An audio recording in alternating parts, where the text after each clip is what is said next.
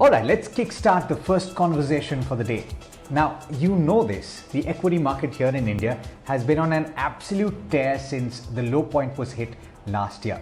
Since that point where the Nifty 50 hit 7,511, it has gained close to 10,000 points at this juncture, and barring a few minor blips, it has been an almost secular uptrend.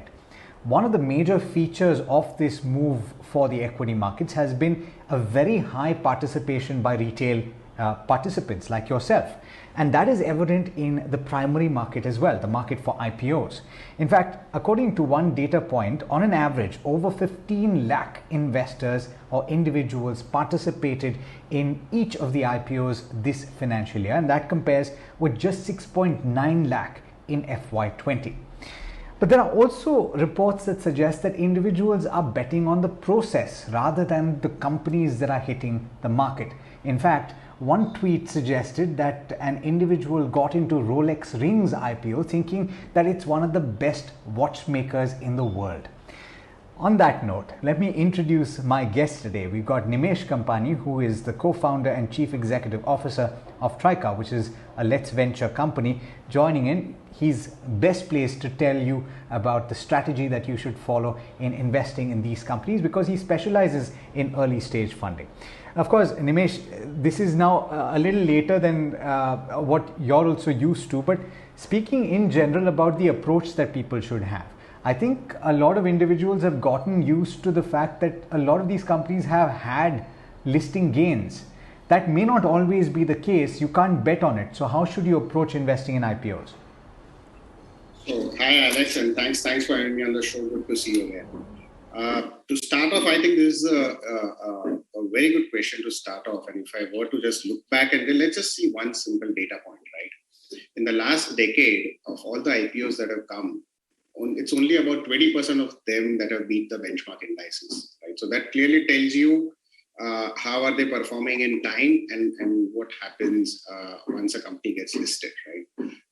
Currently, as you rightly pointed out, the trend is a lot of new retail participants are coming into the markets. A lot of IPOs are there coming out in the market, both new age technology companies, traditional companies, a lot of opportunities people see. But I think the retail needs to go deeper into understanding how to do investing and what should they look at, right? Currently, if you were to just talk to anybody, it's primarily based on the gray market premium that goes around on all of these IPOs, right? And if you see best of the websites, best of another resources are available to everybody just on a Google click, right?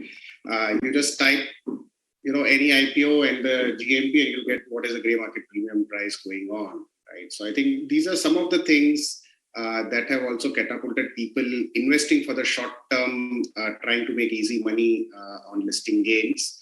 And you're seeing more often than not that the prices have trended around the gray market premiums that have come out. And I think it's largely also dependent on how the HNI subscribe to IPOs, right? So it's a very different way when a HNI is looking at a particular IPO or a QIP is looking at a particular IPO. So I think the herd mentality there or the FOMO factor there for retail investors to just participate because it will be 200x subscribed by HNIs or there is some huge GMP, I think would not be the correct way to go forward. I think we need to look at what the company is all about, what the fundamentals is all about. And if you are not well placed or best placed to do that, you need to consult a financial advisor for that. Nimesh, now, one of the guiding principles I think that even investors like Warren Buffett follow is that if he doesn't understand what the company does, he doesn't invest in it. And he's made mistakes in the past. For example, IBM was one of the mistakes that he admitted to. Is that what should ideally be a guiding principle for investors broadly? So let's look at the persona of the retail investor, right? He's not a full-time investor like Warren Buffett or any other financial investor who's investing, whose day job is investing, right? So when the retail investor is investing today, be it in IPOs, be it in public markets, they are doing a lot by hearsay and what they are hearing from their friends and colleagues and people they know, right? Since it's not their daytime job. So that's where I think you have to be careful. I think learn the basics of investing, get your basics right, learn to evaluate companies the way a professional would do. And I think that's the right way to go about it, and invest where you understand, as you rightly said, right? How Warren Buffett would invest where he would understand the segment. I think investing in what you understand, how to evaluate is very important when you are doing the investment activity, right? And that's where I think, just to draw an analogy, if you're unwell, you go to a doctor, right? You don't give medicines to yourself. So same is with investments, right? If you really do not understand investing, it's always better to go to professionals who know that space, right? And mutual funds are enough out there. I think there are a lot of opportunities to invest. That would be a better way to go about doing it rather than, trying your hands yourself just because you have that particular app on your phone, or as you gave that example, of a company mistaken identity, right? Just because you have seen that or done that doesn't really mean it's a very good investment opportunity. I do want to speak about new age companies as well, because apart from the one that has already hit the blocks, you have quite a few companies that are in the pipeline. And now, considering that, the point that you just made, you need to understand the company. Let's take that further, in that a lot of established investors are also now struggling to understand these new age companies. But do you think there's still good investments to make, the large ones I'm talking about, the likes of Zomato, the likes of Paytm, the likes of Bank Bazaar down the line? These are anyway going to be good companies, and they will add value over the many years that will follow? Yeah, so I think that's something that we also discussed in the past, right? I think the way to look at new age technology companies would be twofold. One is to look at growth of customers, right? How exponentially the customers are growing. And second is the path to profitability, right? Because a lot of these companies are still in their investment phase. Unlike traditional companies which come to the market after hitting the maturity stage, these are in their growth stage companies, right? They're not yet reached a phase where, the business is mature and there is huge opportunity of growth which lies ahead. So when we are looking at these high growth companies, the new age technology companies, I think path to profitability is obviously one parameter that you keep in mind, but also the high level of customer growth.